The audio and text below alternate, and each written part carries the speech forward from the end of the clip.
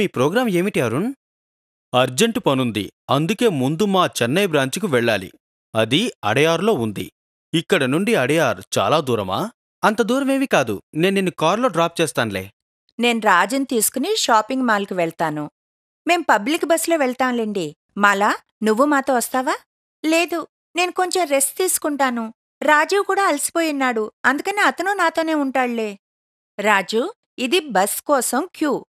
ప్రజలు ముందు వచ్చినవారు ముందుగా అలా క్యూలో నుంచుంటారు. మనం ఎప్పుడూ క్యూలో సరిగ్గా నిల్చోవాలి. అప్పుడు అందరూ సౌకర్యంగా బస్లోకి ఎక్కగలుగుతారు. తోసుకోవడం, తొక్కిసలాట్లనేవి లేకుండా. ఒక్కోసారి అది చాలా డేంజర్ తెలుసా? ఎప్పుడూ గుర్తుంచుకో రాజు, బస్సులోకి పూర్తిగా ఆగిన తరువాతే ఎక్కాలని. కదిలే బస్సులో ఎక్కడంగాని దిగడంగాని చేస్తే కిందపడి దెబ్బలు తగలొచ్చు. మనం బస్ స్టాప్‌లో వీటిని చూస్తాం. ఇది బస్సు. బస్సులు ప్రజల ప్రయాణ వాహనాలు.